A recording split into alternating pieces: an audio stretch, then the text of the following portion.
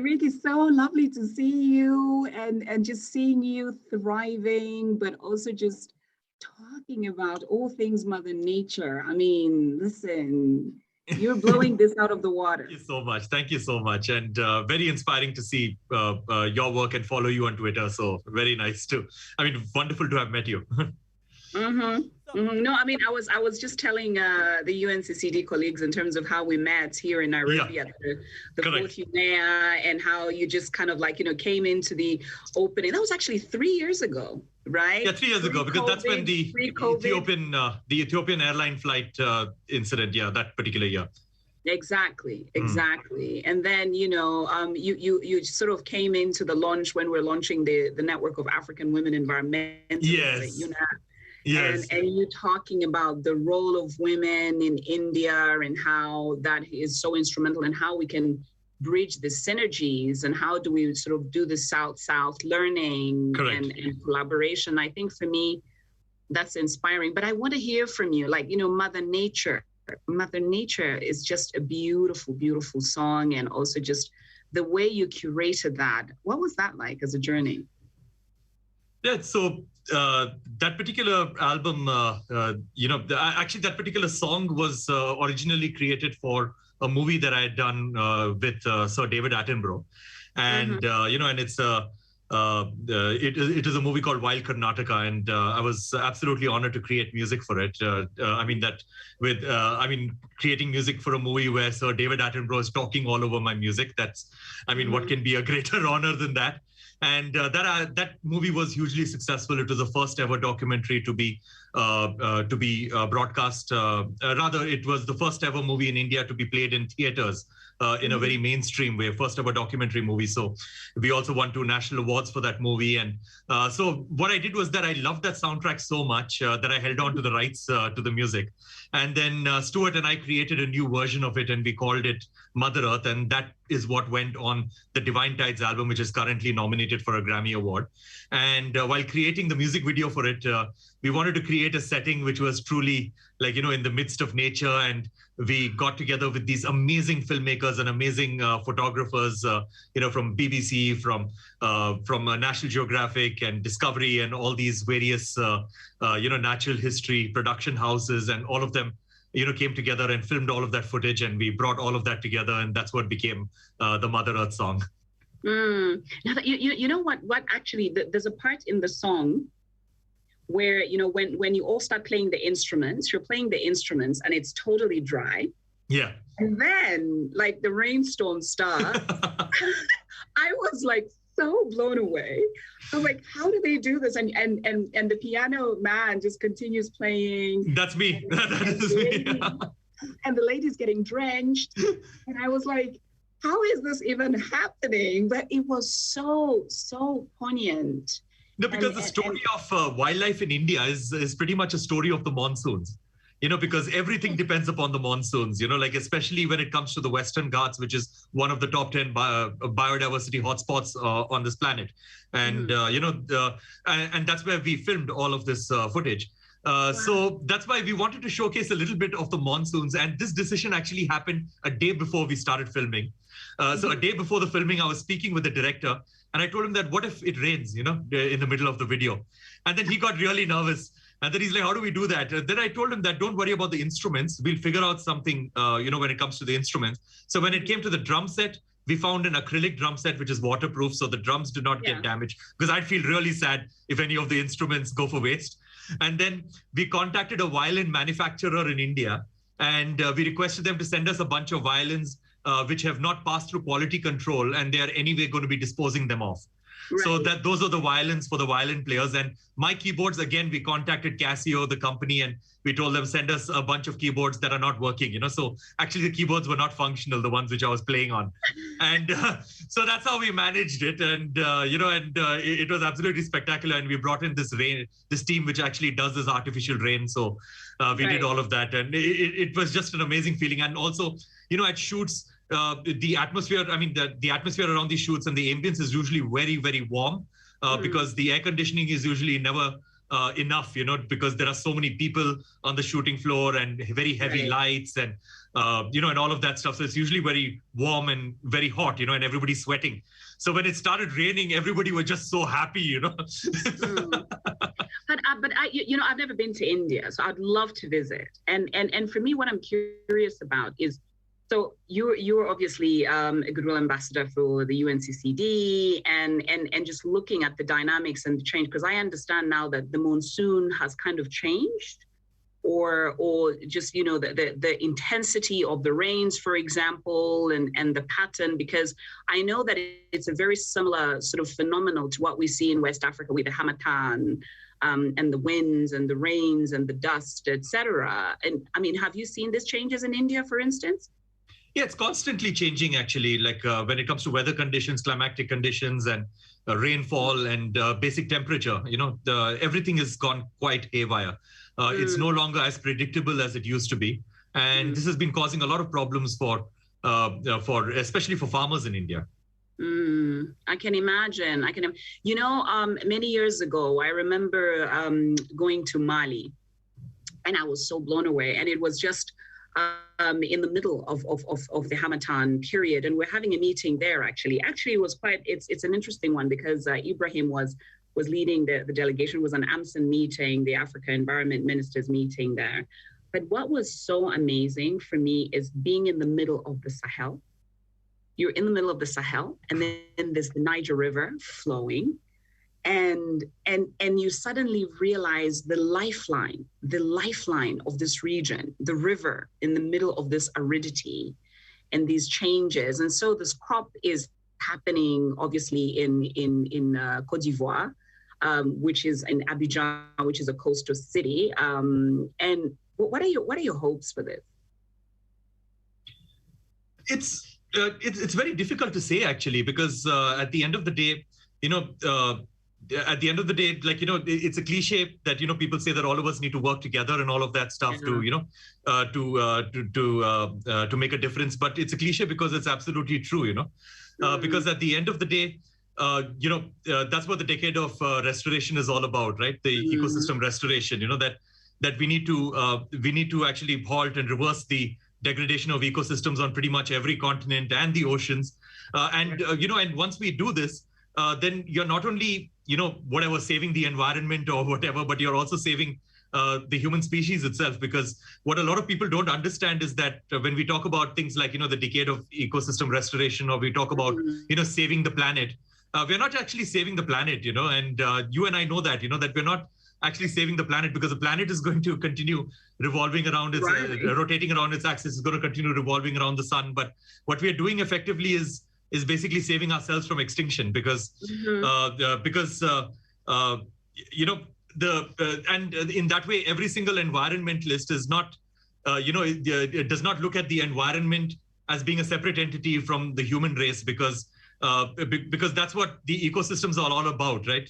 In India, for example, we've got this very famous Sanskrit saying, which is an ancient language, which is Vasudhaiva Kutumbakam, which literally translates to, the world is one family. And when we talk about the world is one family and we talk about Vasudhaiva Kutumbakam nowadays, the only thing that seems to come to our mind is living in peace and harmony between Hindus, Muslims, Sikhs, Christians, Jews, Buddhists, basically different parts of the human race. But actually, if you read the ancient texts, Vasudhaiva Kutumbakam always meant, living in absolute peace and absolute harmony, not just with humans, but with all life. And not only all life, but also the elements of nature, the water we drink, the air we breathe, and especially the land we walk on. Right. So that's what I believe is extremely important. It's about back to basics. It's about being optimistic about our future. And I do not have the perfect scientific knowledge about all of this, but one has to listen to science, and one has to understand the science behind this, and fully acknowledge that, that we are doing all of these conservation exercises and these ecosystem restorations for our own survival, and that's the bottom line. Yeah. I'm actually here in Nairobi. I came this morning for the opening of UNEA 5. And obviously, this is a celebration of UNEP at 50. And I just walked past this big, massive billboard written "Only One Earth." Yeah. And obviously, I think what's exciting about this UN Environment Assembly is that this is the one opportunity where member states are coming together to negotiate this one ever global treaty that's going to be focusing on plastics. My goodness, I mean, you were here at the last UNEA, and now this one where I think humanity, as you're saying, that, we're trying to save ourselves. I was just so blown away to see the commitment of many governments here to just say this has to come through, this treaty has to go through, because a lot of the land-based activities, where apparently Inga was mentioned in her opening remarks that they went to this landfill here in Nairobi called Dandora. And if you've ever been to Dandora, I met one, since you're a filmmaker yourself, I met a filmmaker here in Nairobi a while ago who told me that the communities around there, she has been filming there for over 15 years plus. Like the kids she met when they were 5 and then met them later a decade ago, always have coughs from all this burning plastics. Correct. And whatever. And how we're impacting, people ourselves by the actions that we do, especially with this material called plastic, which is so problematic. Yeah. I'm just also very wondering in terms of, do you think that this is something that we can learn from each other? Because I've seen Rwanda do it. Kenya ban single-use plastic. Yeah. Is this something that India is also pushing in other countries in the region, hoping that this is just going to be a global movement? No, true. India has also had very large strides when it came to plastic. And as you may know, that Prime Minister Modi in 2018, he had made a very strong commitment that he's going to be banning all single-use plastics. And even today in the city that I am in, that is in Bengaluru, it's impossible for you to find a plastic bag being sold in Bangalore. You will not find any plastic bags. You'll not find any plastic straws, plastic cups, plastic plates. It's just not available anywhere, including in food packaging. So you won't find any plastic anywhere, and it's there in a whole bunch of cities across India. Where if you go to a movie theater and you order like a soda drink, it's not going to be in a plastic container. There's not going to be any plastic cap on top of it. No plastic straw. So that's how it is. Yeah. So in India, we've taken the whole plastic single-use plastic ban very, very seriously. And when it comes to plastic, I guess it's just a very, very basic and a fundamental problem, because at the end of the day, plastics was created as a miracle material because it was non-biodegradable, So, but then somehow we as humans decided that a non-biodegradable material could be disposable, which does not make any sense at all, So that is where the basic problem is, that we somehow felt somewhere along our journey that, that a non-biodegradable material could be single-use and disposable. And now we are realizing, because in the past, that's what I feel, more, in my own, in my own capacity, what I feel is that in the past, it was always that, that you throw away a plastic bag and it'll go somewhere, or you put out some pollution, like, through your car or whatever, it'll go somewhere. Or your industrial pollution, once it goes into the air, it'll go somewhere. And because everything was infinite, you throw something into the river, it's going to go somewhere, And but now we've realized that, that everything is finite, and we've got a large atmosphere, but it's actually pretty thin. And and the plastics that we throw away, it may be broken down into tiny pieces, but it's somewhere still on the planet, and it's affecting marine life. It's affecting, and then in turn, it's affecting us. So I guess now the consciousness levels are going up. People are realizing, and people are feeling guilty. Even if people are using plastics, they're still feeling a little guilty while they're using it. Absolutely. So, yeah. Talking about the consciousness. So the other day I went to sports events at my children's school, and there's a beautiful cafeteria that they just built at the school. And so I was going to dash there and just grab a coffee and then, sit outside and wait for the kids to start, etc.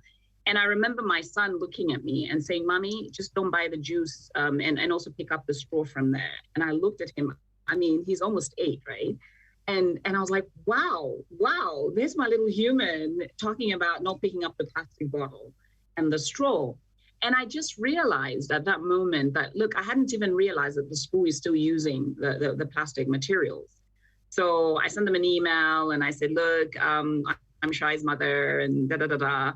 And please, can you start thinking about, replacing these and considering that we're in a country that has banned single-use plastic. And da da da da. And it was so brilliant because instantly the principal reached out to me and says, "Oh my goodness, yes, you're right." And I said, even my son, who's 7, actually, picked that up. So clearly children are beginning to be conscious about it. And how do we really also engage children to be more aware, but also leave a planet that's thriving for them?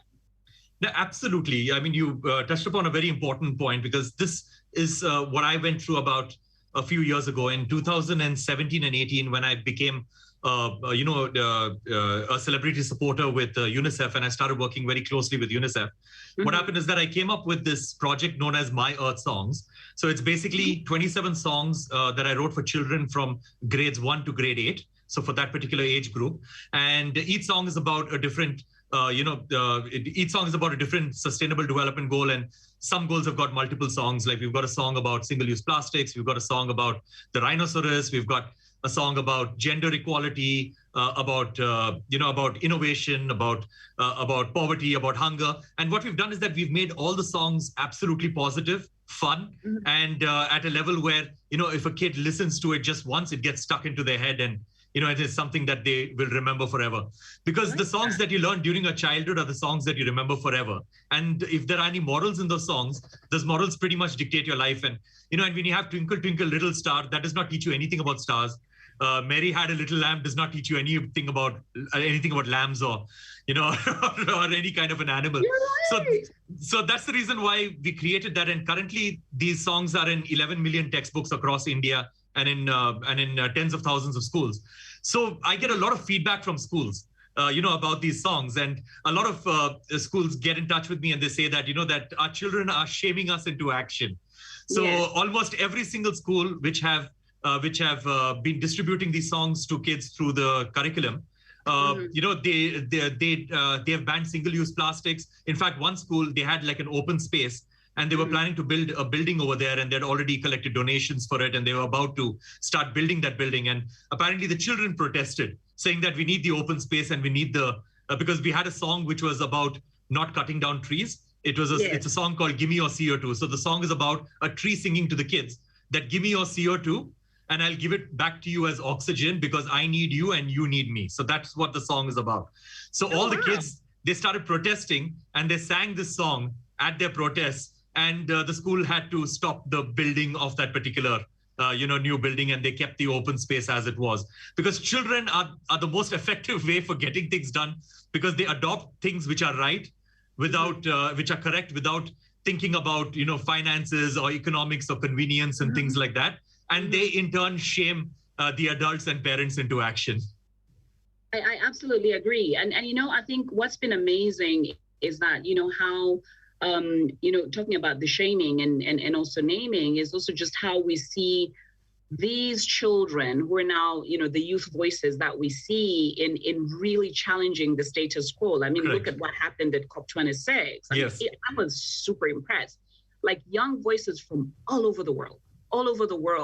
And I really hope that in terms of actions, especially around schools, yesterday I was just chatting with a friend of mine, Wanjira Maathai, whose mother was the Nobel Peace Prize winner, the late Professor Wangari Maathai. And we had a really fascinating conversation because I told her the story of the straw.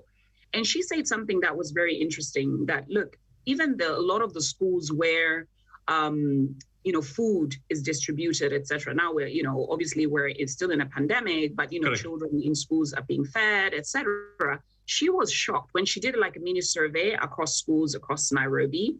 It was mainly the lower income schools that actually were even doing composting and using that compost to then use it for, planting trees and making sure that the tree seedlings thrive. And it wasn't the same for some of the really exclusive schools in Nairobi. And so for me, I just feel like, how do we get back to your songs and really sharing these kind of experiences and figuring out how action begins where we are? I mean, they say charity begins at home, right? Absolutely. And I'm really hoping that something shifts and something changes, especially the youth voices. I feel like they're the ones who are going to be the change makers, really, for the future. But I don't want also to burden them. Yes, Absolutely. We, the older generation, our middle generation, and then, them being guided by some of the mistakes that have been made historically. And I'm hoping that even as the world is celebrating, UNEP at 50, or 50 years of environmentalism, Stockholm at 50. I don't know if you're involved in that process, but 50 years later, are we still talking about this? Like, really? How can it change? How do we just change the dynamic, especially for our planetary health? So I believe that a lot of sensitization is really important, because you touched upon some really important topics over there about charity beginning at home. And I think that's absolutely essential, because one cannot look at problems all over the world in a very generalized lens. And that's the mistake that a lot of people make.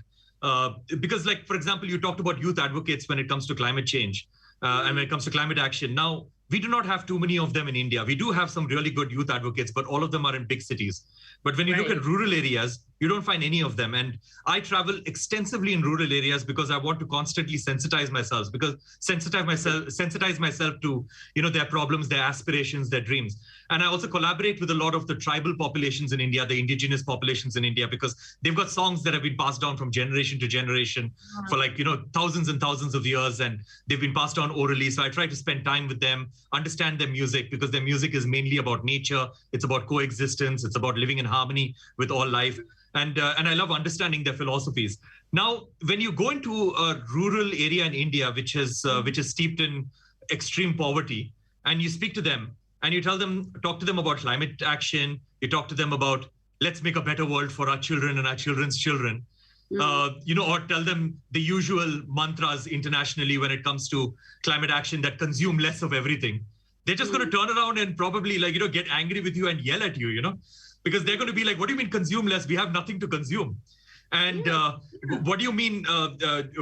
Let's make a better world for our children's children or our children? Because what about me? I don't have food to eat tomorrow. There's gender inequality over here. There's gender violence over here. There's poverty. There is hunger. There's no sanitation. We don't have toilets over here. We don't have access to drinking water. So basically, I've realized that, in my own small way, I've realized that, in India, I myself have classified problems into survival problems and thriving problems, And, basically, once you overcome these survival problems, only then you can go to thriving problems. And that's what brings me to the SDGs. Because when you look at the SDGs, that is when I clearly understood that the SDGs cannot be looked at upon in isolation. None of the SDGs can be looked upon in isolation. And I see that with my own eyes on a daily basis, that in order for us to get to my goal of creating a beautiful environment and creating environmental consciousness, mitigating the effects of climate change, creating climate action, advocacy on all of that, you need to solve problems like poverty, hunger, education, sanitation, water, innovation, energy. All these things need to be cleared up before anybody can even think about, advocating for climate action, because the youth in India, which is a majority of India, which is living in rural populations, are more bothered about stuff like education and gender inequality, gender violence, and all of that stuff. So that is why it's so important for all of us, especially advocates all over the world, to not look at the whole world in a very generalized way, especially when it comes to youth. Because what I've seen in a lot of conferences is that whenever anybody talks about the youth, they're like, oh, the youth is always on social media. They're constantly on their phones and all of that stuff. But here we have youth, which are in hundreds of millions, who do not even have access to electricity. So, like social media is out of the question. Internet is out of the question for these people. So that is why we need to sensitize ourselves to the localized problems. And as you very correctly mentioned, charity begins at home. So first bother about what is happening within your own country and sensitize yourself to these problems before you start generalizing problems and solutions for the whole world. I like the point you say about, the generalization, which is such a huge problem. And also, your mentioning of indigenous peoples, for me, one of the, when I was moderating a session on indigenous peoples at COP25, the climate COP in Madrid, I had the honor of meeting this gentleman from the First Nations in the US. And it was amazing how he just mentioned to me exactly the way you've articulated it. Like, look, Musonda, people are literally just living day by day. And what I love about the point you just raised about the holistic nature and why we need systems thinking around the SDGs. You cannot not look at, gender versus climate versus life on land, life underwater, etc., without looking at the holistic nature. And thank you so much for really just, being that advocate, going into those rural spaces, talking to those young people who just, quite frankly, are not at the same level as somebody, a kid growing up in New York, for instance. Even in New York, that person, you have to also weigh out, are they in inner city New York, i.e. poor urban person versus somebody who's privileged, right? And I think this is where these spaces of multilateralism should also, be cognizant of these disparities. I was just watching the news yesterday or 2 days ago, really sad to see, Madagascar, where had a drought, came out of a drought. Tropical Anna hit, Tropical Bitsarai hit.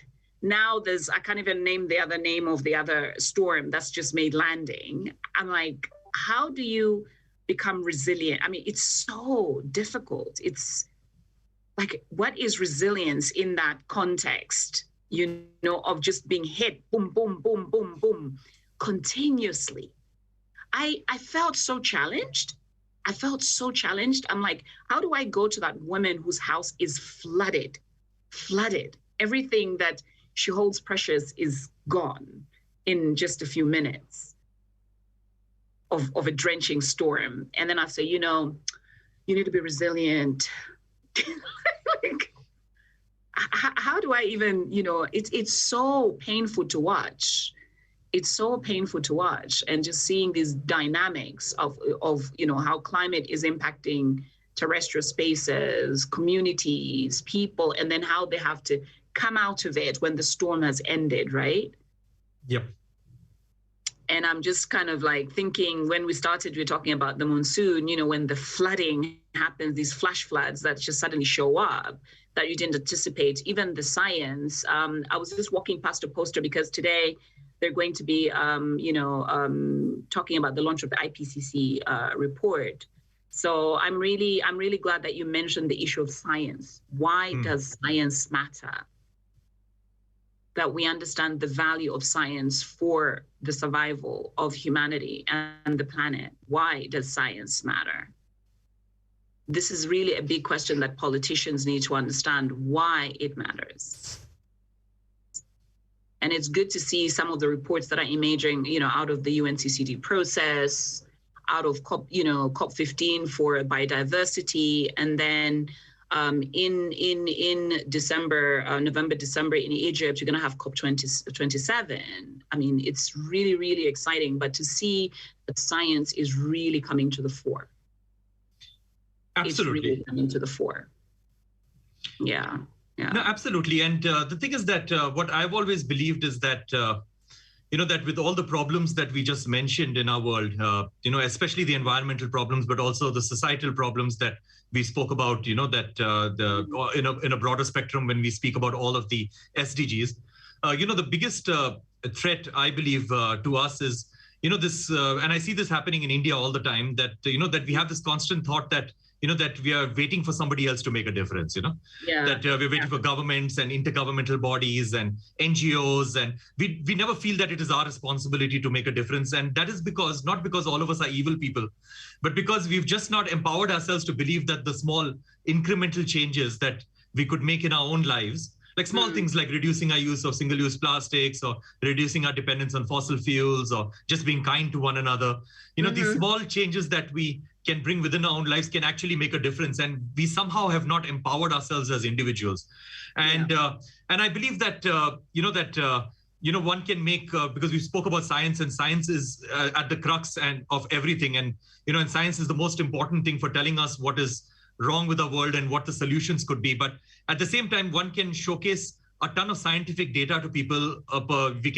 We can probably give out like 1,000 speeches and books and all of that stuff. But what is required is actually for artists to interpret the scientific data, to interpret these complex ideas and thoughts in the simple language of music and the arts, so that you reach the hearts and souls of people, and that's how you make a difference.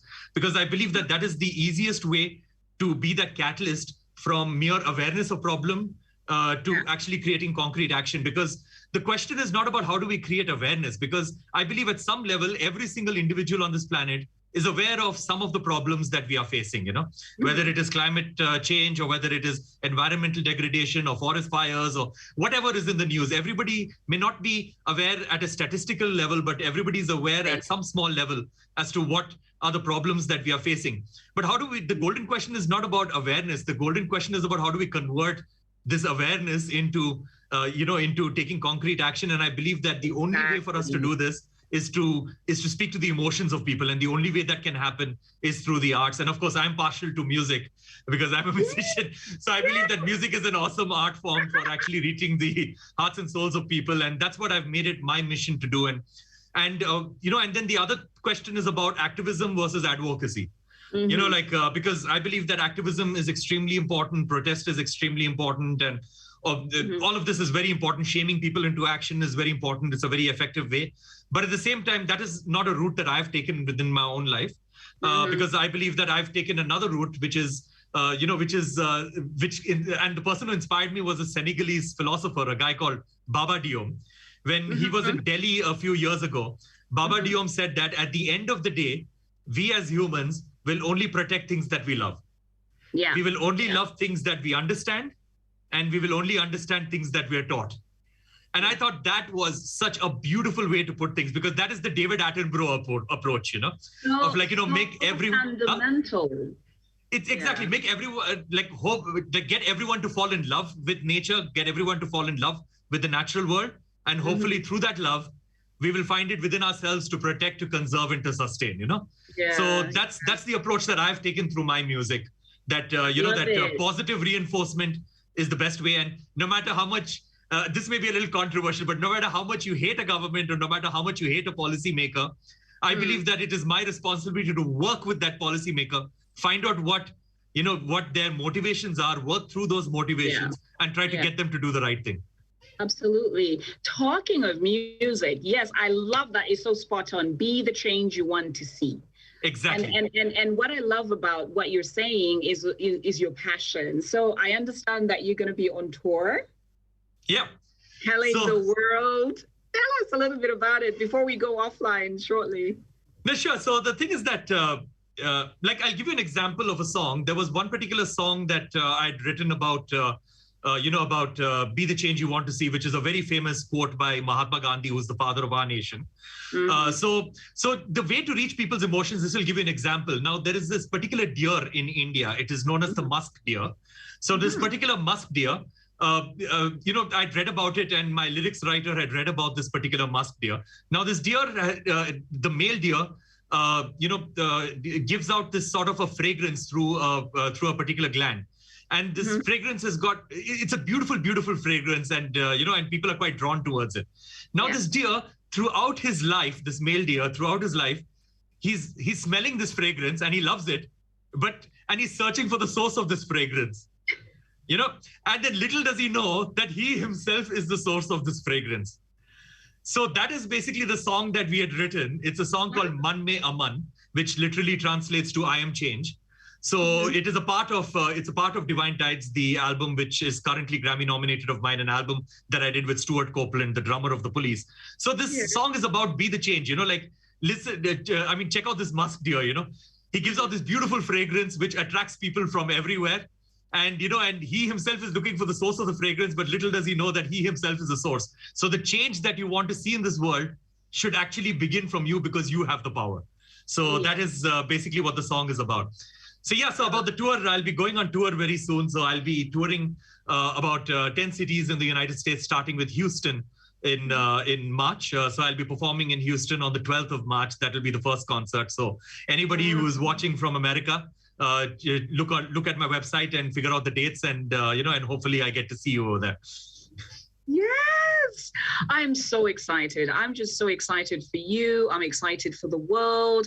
I think change has come, and I think there's no better moment to be alive and to be, in a moment where, look at what we've been through, this pandemic, over 2 years, loved ones have gone, we've lost, important people, and now here we are just, beginning to emerge out of this really terrible moment, but thriving. I'm so excited for you.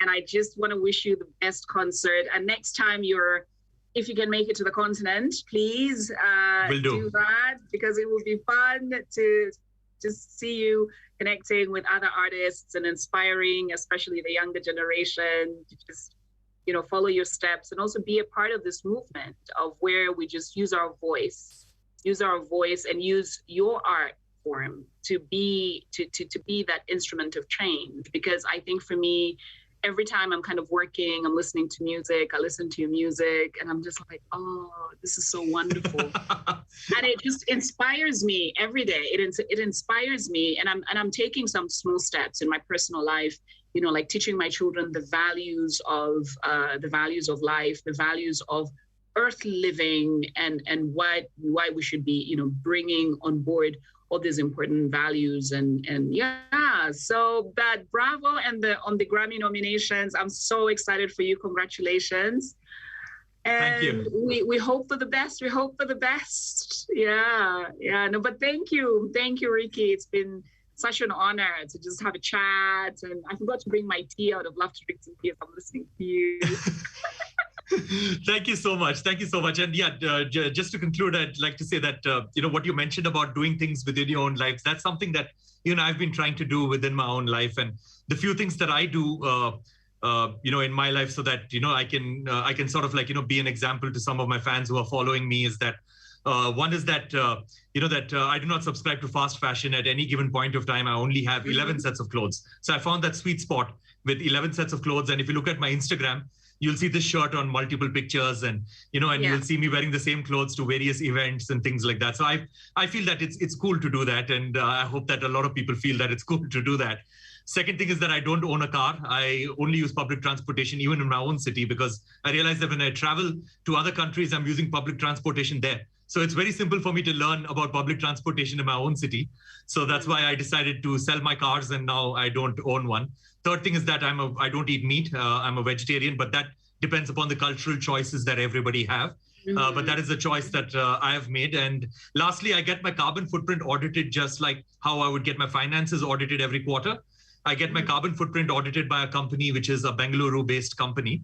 And they audit my carbon footprint right up to my ink usage, electricity usage, ground travel, air travel, lighting usage at my concerts and everything. And then we come to a certain carbon footprint every quarter, and then we have a discussion as to how we can reduce it the next quarter. And whatever footprint has been made, whatever impact has been made, we mitigate the footprint by tree plantation and investment in renewable energy companies. And, so that's why I try to, on paper at least, I try to lead a carbon negative lifestyle, because, that's the best that I could possibly do.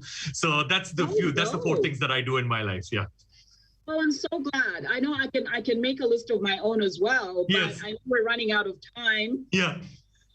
But I just love what you've actually said. In fact, I want to also say that I invested in this piece of land in the middle of Zambia, in Lusaka, actually, in the capital city. That is an 8-hectare forest, which I really love. And it's one of the green spaces that's remaining in the city. Beautiful. And I'm really hoping that I can eventually have it like a public space where people can learn about some of the species and tree species that we have in Zambia. And I remember taking my children there, and they were just blown away, because a lot of our cities are becoming concrete jungles. Yeah. And absence of green spaces and all of that. And I remember one of my friends from the land ministry saying, but Musonda, Ministry of Lands is going to tell you to develop this place. And I said, what is why should I just cut all these trees and just put a concrete structure when we know that also concrete is very problematic? Yes. But hey, safe travels, and thank you. Really just take care of you and be safe. I know we're still living in a pandemic, and super excited about your Grammy nomination. I'm just like really screaming, dancing away, and just really feeling so positive about the work that you're just doing. So inspirational. Thank you so much. Thank you so much. Means a lot to me. Thank you so much, especially coming from you. Thank you so much.